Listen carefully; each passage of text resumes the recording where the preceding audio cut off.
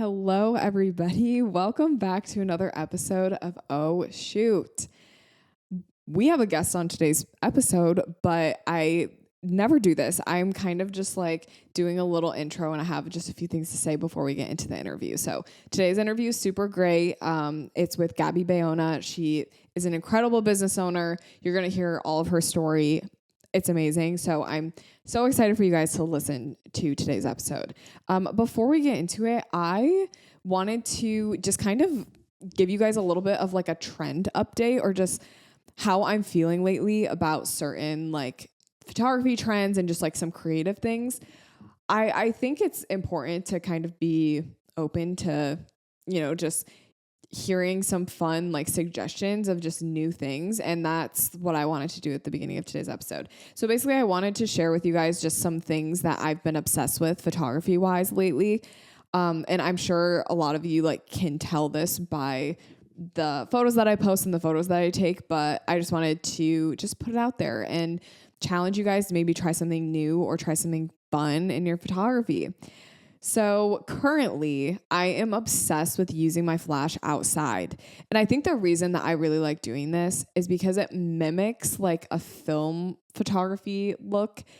I really like film photography vibes, but I don't love the technicality of using a film camera. I have been trying a lot lately to mimic that look, but on digital so that I still have like the capability of seeing my results like right away and like all of that. So I've been trying to kind of mimic that film look and using the flash outdoors, specifically using it like during the daytime and hitting that flash backlit. So I posted these photos from like Joshua Tree at this point is like a month ago, maybe a little longer. And my favorite photos were these photos that were backlit with like all these Joshua trees behind. But like I had Charlie use the flash, like the direct flash. So, it was really pretty backlit. And then like I was lit up too. And I think that creates like a really fun film look. So that's something that I've been obsessed with. And then like on those photos, I've been using like a little bit more grain than I usually do. Grain is something that I feel weird about because I feel like it kind of lessens the quality of my photos, but I kind of like the way it looks. So I have this love-hate relationship with grain, but lately I've been feeling the grain a little bit more than usual. So stay tuned about that.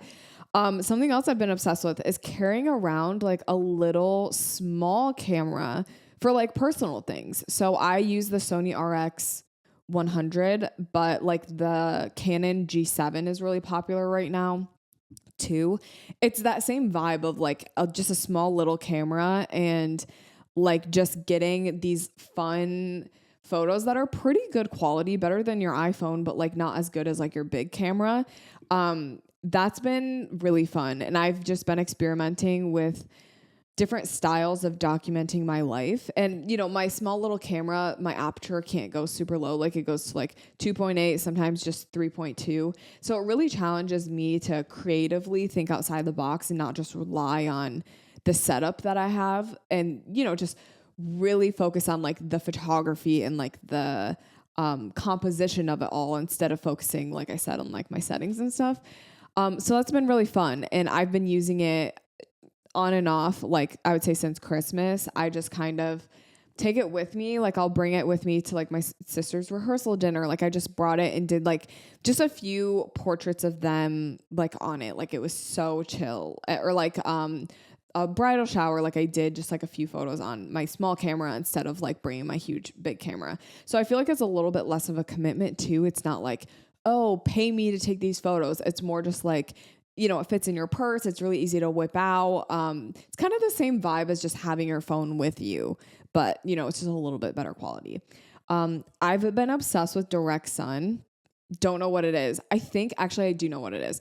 I think part of it is like it makes my skin kind of glow, and I really like that vibe. I feel like it really makes like a really nice glow on your skin, and you can really edit it to be such a vibe. And I really like how bright the colors are in direct sun too. So that's kind of something I've been messing around with. Stay tuned. Greenery. I never thought I'd hear the day where I would say that I actually like greenery, but I've been digging it lately. I just went and took a bunch of merch photos At this point it's been like multiple weeks, but when I did these merch photos, I was like, you know what, I'll try like just taking a few photos in a park, like whatever, like it's just like a grassy park. Those ended up being my favorite. Like I really liked the contrast of like green with like skin tones and like, yeah, it was just really a vibe. So I'm feeling kind of the green vibe. I feel like it's just very earthy and natural feeling. And that's kind of the vibe that I've had lately. Like I'm not so much into like these city photos. It's more just like nature, vast. That's kind of the vibe. And then the last thing that I've been obsessed with is finding the most random things on Amazon for photography. And I'm sure you guys have seen my videos. I've been finding just like random things to make photography easier. So I found this SD card and battery case, like it holds your batteries and your SD cards. And I'm obsessed with it. Like, I don't know what it is. Like, it's so cute, so compact. And I'm just like, I love the organization of it. I've been finding like rain gear. I found this cute little umbrella that goes on top of your camera.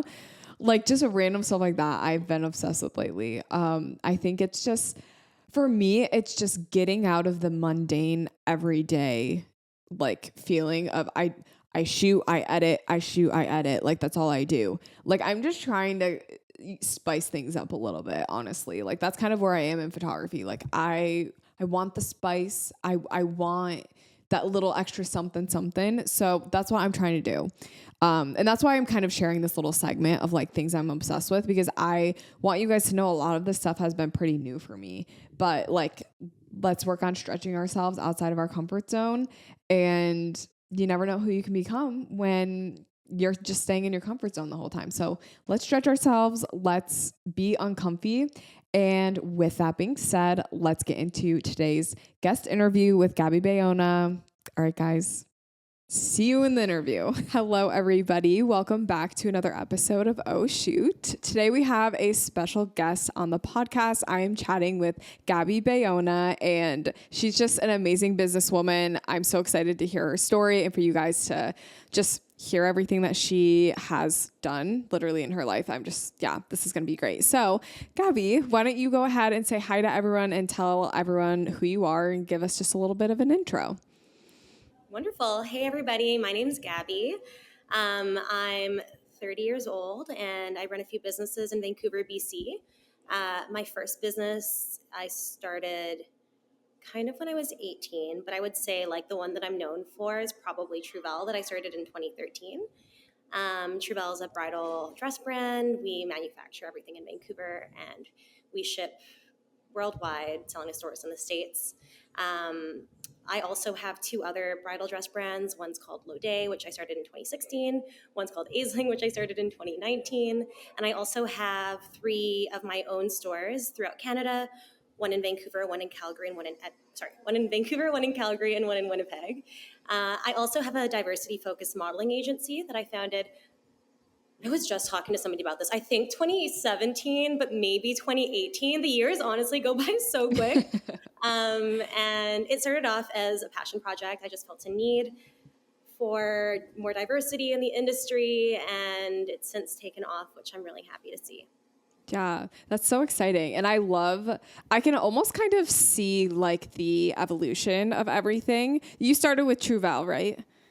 Yeah, well, I mean, if we're really going back, I had a custom dress shop with my mom. So I used to custom make prom dresses and then wedding dresses, and that was in 2010. But Okay. Truvel's like fully my own, and that was Yeah. Oh, cool. I love it. I would love to hear your story of kind of how it all got started, kind of just like take me back to when you're working with your mom and all of that, and just bring me through, I guess, your business origin story, yeah, as no, some for sure. like to call it. Awesome. So, I mean, going way back, I grew up with a single Filipino mom, and in Asian culture, you help your family with whatever they're doing. So I grew up sewing. She was altering wedding dresses, so I would alter wedding dresses from like as long as I can remember. I've been doing this for such a long time in the context of my life.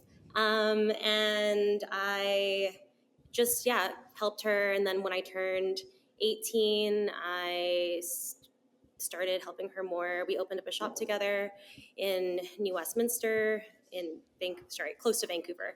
Okay. And I initially was just doing prom dresses. I just graduated high school, so it made sense for me. And I, yeah, I helped her with that. And eventually, I guess my aha moment when I realized, like, oh, I can do bridal, like, I want to do bridal, was when I was making prom dresses and brides started liking my prom dresses as their wedding dresses. And that's when I realized that bridal wasn't this stuffy thing that I had grown up around, and that there was so much more ability to break out of that traditional mold. So pretty quickly I pivoted to bridal. And pretty quickly after that, I realized that I couldn't grow anymore doing custom because I was physically making everything myself. And I like literally could not make any more dresses than where I had gotten to by the time I was 20. So, so then I just threw my stuff on Etsy.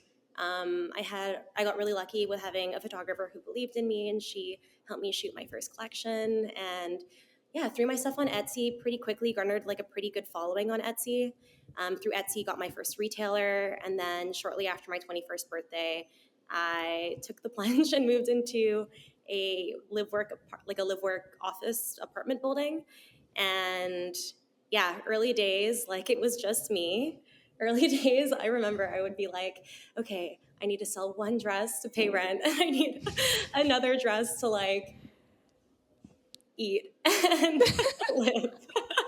And then if I sell a third dress, I can grow my business. So it just kind of was that cycle until eventually I was able to do more and then more and then more. And now I'm where I am today. Wow. That's amazing. So you were actually like designing the dresses, but also making them like you're like sewing and making them, but you're also designing all of them. So you're literally like this 3-in-1 person of you just were doing all of it. Yeah, but don't ask me to sew a wedding dress anymore. I haven't done it in forever.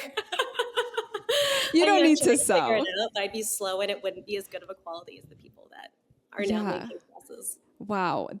That's amazing. Okay. So when you were at the point where you were like, okay, I like physically can't make any more dresses, what did you do? Like, how did you find, like, you found people to just help you or like, Yeah, well, I mean, at first I had like a little 20-year-old crisis because I was like, oh no, I'm turning into my mom. This is not what I want to be doing. mm-hmm. And I mean, when I first started, like I bootstrapped everything. So I was just trying to make all the dresses myself, even when I moved to not do custom and I had a collection for Truvel. And yeah, I mean, as it grew, I was really lucky. Like my very first hire was a talented seamstress who I grew up around, and she helped me sew everything. She actually still works for me. Her name's Mary. Not that she Aw. watched this, but shout out Mary. Um, and yeah, it was just a lot of luck and yeah, being willing to work really long hours. Mm-hmm. Yeah. I feel like okay, so you said it's a lot of luck, but also like, girl, you are talented. You know what I mean? Like, I feel like people like, they see talent, you know, and like, it doesn't just like all happen just by chance. Like sometimes you hit things at the right time. You probably hit Etsy at the right time. You know what I'm saying? I hit Etsy at the perfect time. A lot of people, like a lot of bridal designers that are still around to this day, came from Etsy. That's amazing. I did not know that. And also Pinterest. I got lucky because a lot of people would pin my early Etsy stuff, and like I had a few dresses that got really really big on Pinterest back when it was so easy to get big on Pinterest. Yeah. Oh my gosh. That is amazing. Walk me through kind of like you starting the other bridal brands. Like what was kind of like your thought process behind, because you had one, but like why did you start other ones? So, so something about the bridal, like if you're selling bridal dresses to stores, they expect a certain amount of exclusivity. Like you can't sell to two stores in the same city. Okay. And by the time 2016 rolled around, I realized that my growth was starting to slow because I wasn't able to sell to many more locations in predominantly Canada and the States, which is where I mostly sell to. And I figured, okay, well, one way I can deal with this exclusivity problem is if I had another brand that isn't Truvel. And while that was happening too, like Truvel, if you look at the dresses, they're really flowy and romantic. They're all A-line. And around 2016, dresses started they started getting a little bit more like fitted and sexy. And with what Truvel was, it wasn't that. So the idea for Lode came from, yeah, exclusivity. I need to figure out how I can sell to more stores, and they're just different dresses. Like they're sexy, they're fitted, they're low cut, they're low back, illusion here and there. Like it does look very different than a Truvel dress. Okay. And That's then I really guess cool. the next one, and then Aisling was in 2019, and it was a similar thing. Like Aisling is all minimal crepe satin dresses, and the idea for that brand came because when I opened up my second location in Calgary, I was planning on stocking other designers, and I was looking for a minimalist crepe designer, and I just found that everything was just more expensive than what I was wanting to stock my store at. And I was like, I could just do this at the price point I'm looking for. So that's how Aisling came to be. Okay. That's amazing. I love how you saw a problem, but instead of being like, oh man, like I can't sell to other, I have to be exclusive, like I'm just going to stay there. You were willing to kind of like find almost a loophole-ish, but you were willing to think outside the box. I think that's a really important business, just like concept, is like being willing to step outside of the box. If something's not working, or like you want to just keep growing, sometimes you do have to do something that's a little bit different. And I'm sure it was nerve-wracking and really stretching to, I don't know, do something different than what was succeeding, So yeah, I think that's really cool. Thanks. And yeah, it was good for the stores too. I mean, they can say they've got 3 designers, but they're only really working with one sales manager and one system. So it ends up being easier for the stores that have all 3 designers as well. Right. Yeah, that's so true.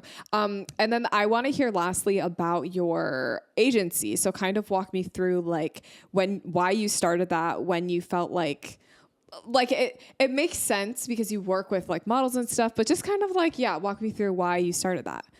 Yeah. Unless I explain it, sometimes it's kind of random to people. I also have a modeling agency. So with the bridal companies, I have cast models from all over the world. I used to do these really like elaborate lookbooks. And after Instagram started getting more of a footing, I just realized that content wasn't lasting as long, and I couldn't afford to be doing these like really extra lookbooks. So I started casting more in Vancouver and doing my shoots in Vancouver.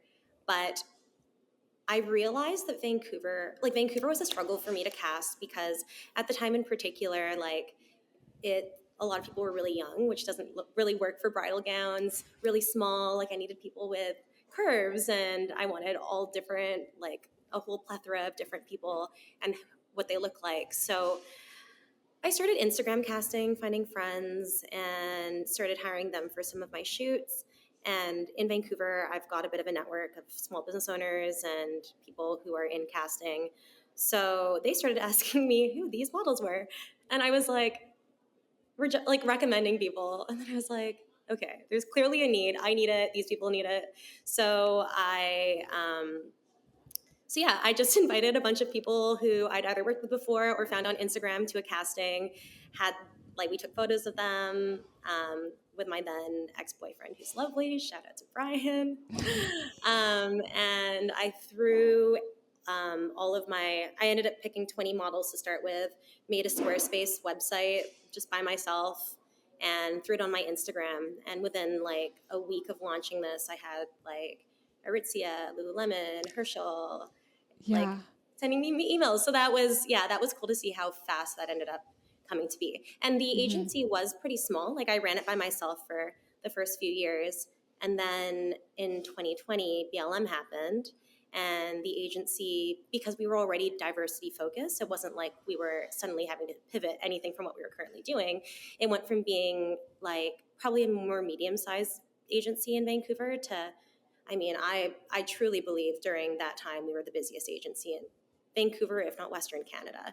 And still to this day, if you type in Vancouver modeling agency, we're the first thing that pops up. And lots of reviews and all that stuff. So really proud of that one and how that being. That's amazing. I just love to hear how like you saw a need and you're like, okay, I'm literally gonna create a solution for it. And obviously it succeeded.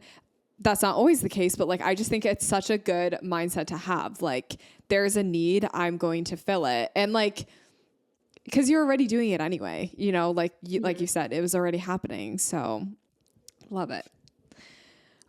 Okay, so let's jump into some like business questions. I know I was already asking you about your business, but like I want to talk about some of the strategies and things. But those were like genuine, like personally, like just questions I had about your businesses because it's just like so cool. I don't know, obviously you know this, but the people listening don't know that literally my wedding dress is from Truvel, like your brand. And I think it was Samantha. Samantha, oh my God. Okay, Samantha's my sales manager. So that's what that dress is named after. So cute. I literally, it's so cute how like your dresses are all named like names and stuff. It's so cute. But yeah, I found you on TikTok. I think someone was interviewing you or whatever. And I went to your page, was like, oh my gosh, this girl literally did like like she is the wedding, you know, my wedding dress and all this different stuff. So I'm very interested in your like brands and businesses, just like from a personal perspective, but I want to talk strategy now. Let's just talk about some of those things. So my first question, what marketing strategies did you first use when you were first starting all of your businesses? Okay, if we're going like super OG, back when I was doing my custom dresses with my mom, I used to have a blog on WordPress. This is like slay. OG. But some early things that really worked. I mean, I used to highlight myself on there. I did this thing where I like wore a different outfit every day for a year. Wow. I even like started a little business out of that. Like I would do closet sales and stuff. Oh, fun. But for the bridal companies, I would document like how I would make the dresses and do like an 8-part series on my blog. And I would say, whoever is the first one to get this dress, the dress will be named after you. So that was a way that we had people like really invested in the dresses and the story. And like when a new dress was made, it got purchased within the first week because people wanted a dress named after them. And that too ended up like when I branched out onto my own, I already had a bit of a following. So I was really fortunate with having clients right off the bat when I first started. So that would be OG. And then after that, I mean, social media has always been pretty big for us, like Pinterest, and Etsy was amazing for us. Mm-hmm. And then Instagram, now TikTok. Yeah. It's definitely very much socials. Like we didn't have very much money I didn't have very much money when I started. So marketing was like very much bootstrapped. I think we only started paying for ads like a few years ago. Okay. Yeah. Okay, cool. It was all like organic and social media. Right. Yeah. I love that. Honestly, like organic and social media, if you don't have to pay for it, like good for you. You know, you're still getting sales and stuff. So like, why? And it's meaningful following too when somebody like picks that follow button or interacts with your stuff. For sure. I feel like that's like the most powerful thing is like actually having meaningful connections and not just random sales, you know? I don't know. Especially in bridal. Like it's so much relationship based. People love a story. That's so true. I actually was going to ask you like, because you said you have a few stores and like, I feel like I was going to ask like, do you feel like keeping your stores, like in-person stores has been like a good thing? Because I know a lot of stuff is moving online, but like, I also was thinking like relationships is probably huge for having stores. You need to have stores. Like selling bridal online, I don't think it works. And like a lot of my retailers tried doing online and figuring out how to remotely sell wedding dresses, and it just didn't work. Yeah. People need the experience. People want to have their mom cry and their dad cry and like try stuff on. It's so hard to know how something's going to fit unless you put it on. And it's such a big purchase. Like, I just feel like having that moment is part of that big purchase. Like, but that's my opinion. I'm sure is buying wedding dresses online, just not like, and also I'm not an online shopper, so I'm also saying this as probably a bit of a bias. Oh, okay. I love online shopping, but it's like you can't really tell how something's going to fit. You know, it's a hit or miss. Like it's either 100% or 0% when you online shop. But in person, it's just like you said, for bridal, absolutely essential. I kind of feel like for other vendors, as far as weddings go, like photographers, not really essential to meet up in person and stuff like that. But definitely bridal is like Yeah. That's making sense. Okay. My other question for you, what do you think is one thing that contributed the most to your business's success? If you could like pinpoint Yeah, if I something. were to say one thing, I think timing. Like I kind of launched the perfect time. It was right when the internet started showing people that there was more out there.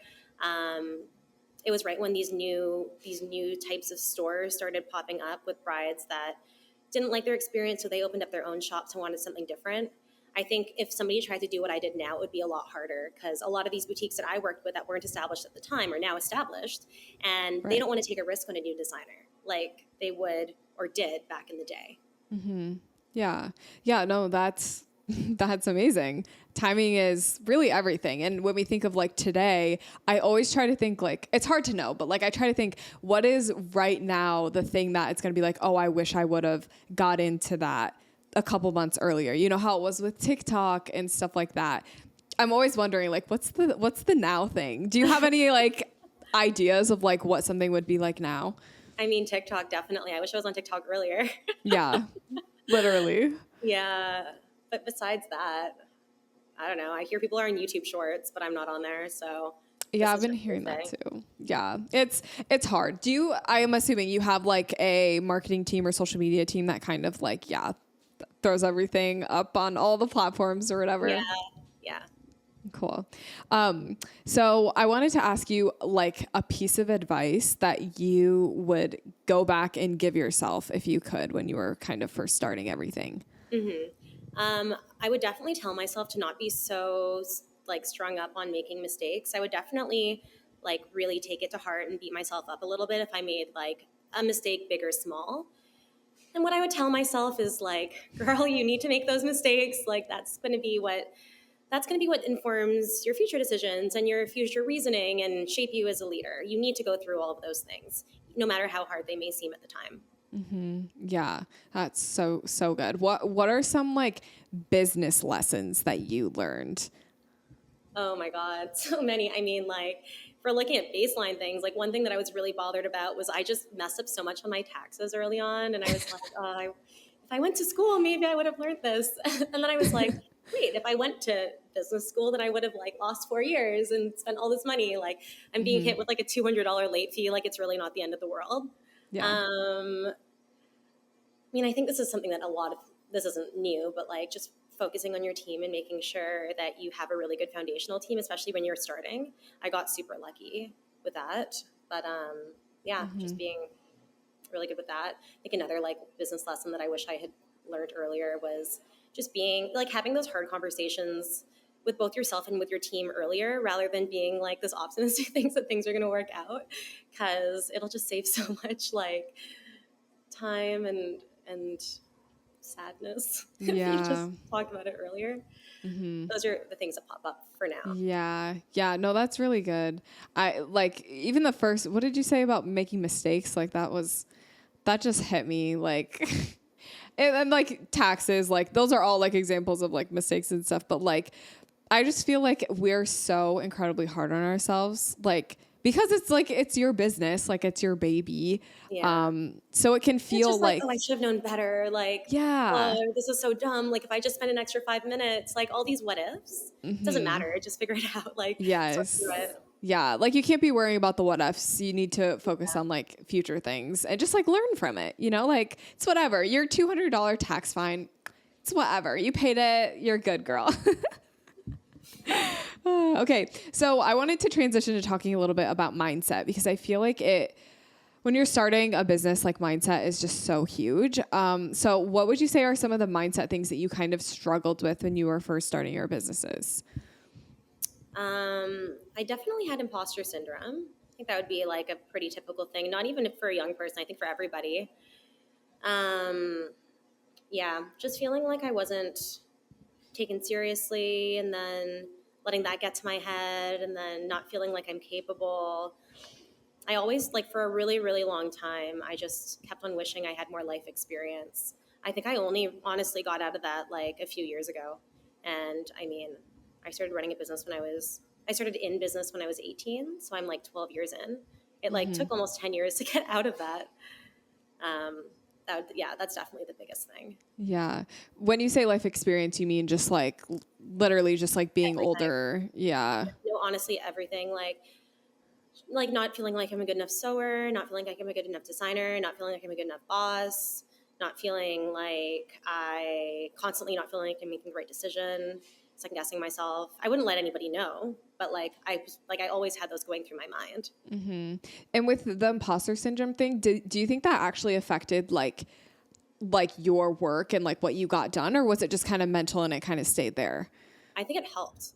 Oh, Because okay. I had this imposter syndrome, I was like, okay, I need to learn as much as I can right now. I need to do as much as I can. I need to prove to myself and to everybody else that I can do this. Mm-hmm. No, that actually, I love that. I love that that happened because a lot of people, it's very like paralyzing. It's like you actually get caught up in that, and you like can't move on from it. Yeah, it was mentally exhausting. It was really mentally exhausting. But Yeah. looking back, I think it was a good thing for me, at least. Yeah. What are some of the things that have helped you then overcome like the imposter syndrome feeling or like feeling like you don't have enough life experience? Um, I've, I've, I, hmm. So I don't have a family that can support me. So like, I kind of just always knew I had no choice and I had to figure it out. So just knowing it's Gabby, you need to do this no matter what. That definitely helped. I think I also just how I was brought up helped me be okay with the workload and my lifestyle. This is really typical for Filipinos that move. My mom moved as a nanny and then had to send money back home. It's really typical for Filipino families to send money back home. Okay. She was working 3-4 jobs, a lot of my life. Yeah. And just seeing her do that, it's okay, well, I'm not working as hard as she was in a foreign country, not having English be her first language. So I just think I also had that perspective of it could be so much worse. Just do it.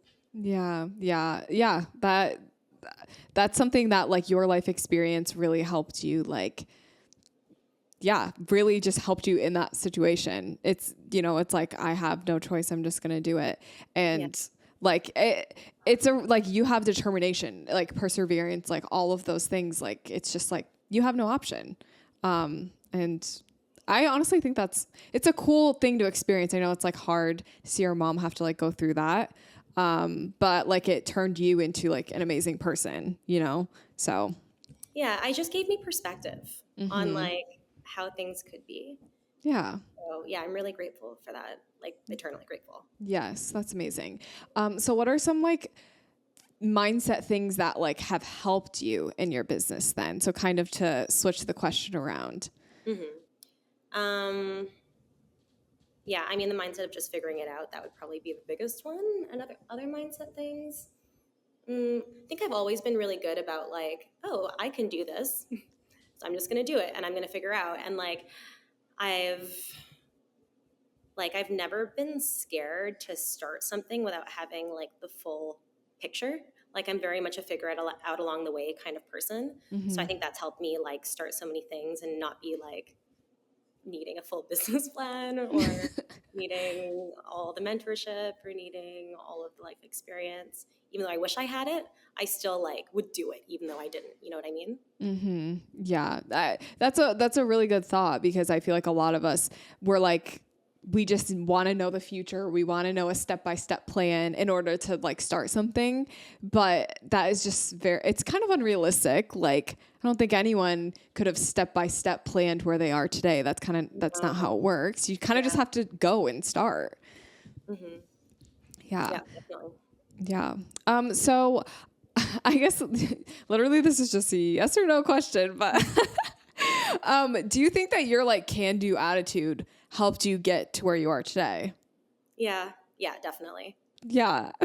Honestly, now that I'm looking at that question, I'm okay. I shouldn't, but whatever. I did want to talk to you. This wasn't in our outline, but I wanted to ask you a little bit about your creative process a little bit. Mm-hmm. Okay, my first question, do you still design stuff, and is that still part of your my roles. Yes. So the company has a designer now. Okay. So grateful. Honestly, like the creative fatigue is real. Like when I first started, I had so many ideas, and then that well just started to run dry. So yeah, really fortunate to have a super talented designer with me. But I am still part of the design team. Like everything still goes through me. So I still approve everything. I definitely have a big say in how things fit. I still am the company's fit model. Up until this last fabric market, I was doing all the fabric decisions. So I'm part of it, but my role I would say is more creative direction than like designer now. Okay, cool. That's really cool that you're able to transition from that, but still like kind of have your hand on the different things. I feel like if I was in your position, I would be so afraid of like losing that, like, I don't know, like I would have a hard time letting go of that. Does that make sense? Yeah, no, I get that. I think where it's easy for me to let go of that is I never really considered myself like this like designer person. It kind of just, okay, well I can do this, so I'm just going to do it and like make the most of it. But Mm-hmm. it isn't like I think I'm more passionate about running my company Okay. than like designing the wedding dresses themselves. Yeah, yeah, totally. So you have like, sounds like you have like quite a team of people that work with you. What are some just like leadership tips or just like things that have helped you run a team and like treat your team well? Like just kind of talk to me about that. Yeah, definitely. I mean, I'm getting lessons constantly. I would say like definitely the biggest there's like some movement happening within my team right now. And I think like one big thing I just learned or I don't learn, but like it was like reiterated is just like the importance of like really listening and collaboration and making sure everybody's on board with things, making sure you are solution based and you make sure everybody for the most part is happy with the solution. Not everybody's going to be happy, but like that's where I step in where I'm like, okay, we can't agree. This is what we're going to do. And being decisive with that is also another big thing. Um, yeah, I would say, yeah, I'd say the big things are like collaboration, listening, giving people opportunity. Mm-hmm. The Yeah. ones that pop up to my mind right now as being really, really important. Yeah, yeah, yeah. No, it's really cool. I actually like what you said about being solution based. I like that kind of sticks with me. I don't know. It's like, yeah, it's all about the solutions. That's like, yeah, that's really good. So let's talk about your everyday life / work life balance. Cause you know, this is always the hot topic. It's like, Gabby, you're so busy. How do you do it all? So like talk me through first, like what does your everyday look like? Like work day, personal life, just kind of walk me through it. I mean, my life has shifted this past week. So right now, right now it's coming into the studio every day, taking meetings, lots of meetings, and just being helpful. Yeah, like where I end up stepping, like my main roles that I'm going to always have are like if there's a problem that nobody else can figure out, I will fix it. And anything business growth related is very much like my domain and will be my domain forever. Mm-hmm. But if ever there are any issues or if there's the team being reshuffled or anything like that, I am here to assist and step into any role that I am needed to do for that time. So yeah, right now I'm just stepping into roles and like figuring out how to make everything really efficient. But up until like Sunday, I actually spent a year traveling, which was always a really big goal of mine. Mm-hmm. Is to like work remote and travel the world. I am really passionate about traveling, and it's like one of the things that makes me the happiest. So I think I had a really good life work balance for the past year. Yeah. I don't think I could travel as much. Like I actually recently counted. I've been in 15 countries since March of last year. Girl, goodbye. Oh my gosh. I didn't know I was catching you right when you came back. Yeah. That's amazing. So you were working remote during that whole time, or were you kind of working remote but taking a little bit time off, or was it like still full time? I was working remote. I only turned on my vacation responder like last month because I was on like an expedition with literally there was no internet. I was on remote islands. So But besides that, I kept my vacation responder on the entire time. So I'm always available. And people know, like, if they need me, they can text me or email me, and I will respond as fast as I can. Um, but I was definitely taking a step back. Like, Okay. I was letting my team work on all their own projects, and then letting me know when they need me. Okay, that's cool. So what are some of the places that you went? Like, just, I don't know, I'm interested to know, like, just in case I want to travel the world for a year, like. Probably my favorite place that I went. I really loved Romania and Bulgaria. I did a road trip with one of my best friends there, and I went to the Philippines for I just came back from there, and that was really incredible because I'm Filipino, and I feel like it was just a good like way to connect with my culture. But yeah, those are my two favorites. Besides that, Europe is incredible. It's just really easy to like travel around. I spent a whole summer in Paris, and that was incredible. Wow. Yeah, I can like literally send you like a whole travel thing if you let me know. You've got my email. Like, let me know where I'm Yes. going, and I can give you any tips. Oh my gosh, so fun. Yes, literally, I will be like, "Hi, Gabby, I'm going to Paris. Tell me what to do." Okay, so I want to talk about some of the things that you started outsourcing. So for those listening that kind of like are confused about my question, like outsourcing, like things that you do that you have someone else eventually like hire and you have them do something for you. So talk me through like how the outsourcing process started and like kind of like, I guess you outsource everything now, but like just kind of like walk me through how it got started. Yeah. So, I mean, I used to do everything. I used to be a one woman show. And I do think that when you are outsourcing, it's important to have like for me, I think it's actually really important to have a strong grasp on what you're going to be outsourcing so you can make sure that people are aligned with what you're doing, are doing things the way you like to do them, and you also have an opinion when somebody says something that they can't do when you know it can be done. For example, the very first thing I outsourced was sewing, and I was telling like a very, very experienced seamstress to do things a different way, and she'd be like, "No," I'll be like, "No, well, here, let me show you why it's done this way, and then we can talk about maybe your way is better, but let me first show you another way to do it, and we can discuss afterwards which is the best way to move forward." And that is something I carried with all other aspects of the things of my roles that I've now given away to other people. Mm-hmm. But yeah, as you said, like a lot of my role is now outsourced, besides like any sort of new business development, and besides like putting out the big fires that the company may have. Mm-hmm. Okay.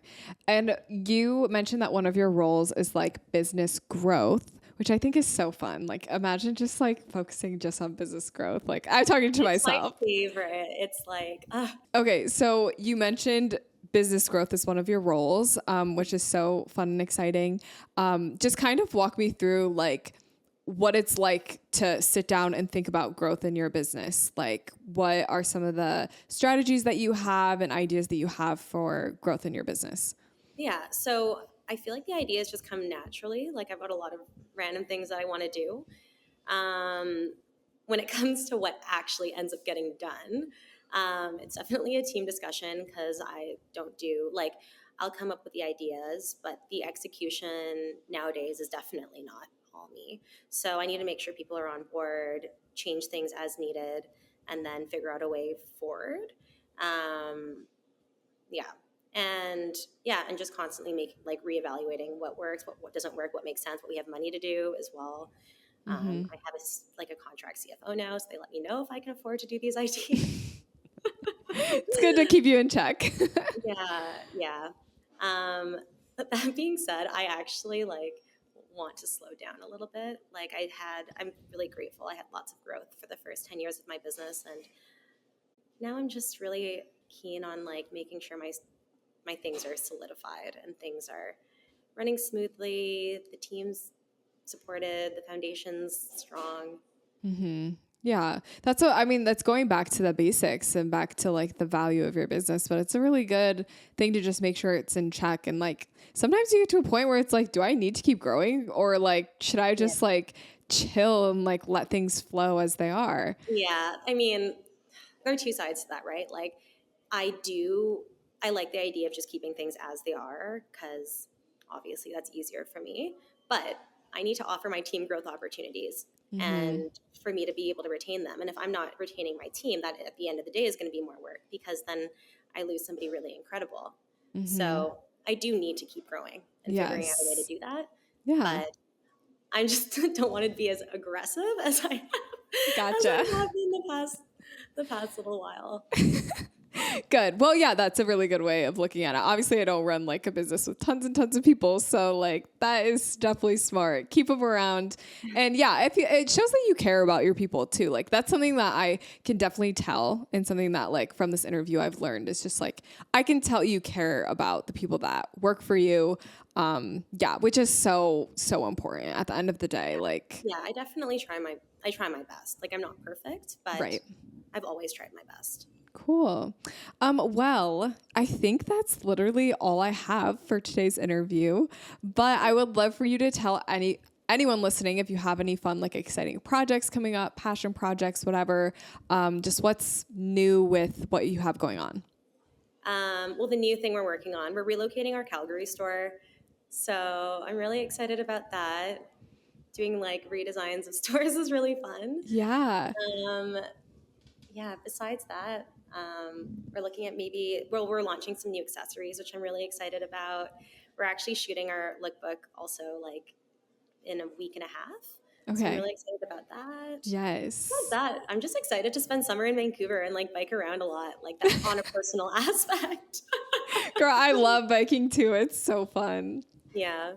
Fun. Well, that's very exciting. And lastly, where can everyone find and follow you on social media? Because that's how I found you. So just share with everyone.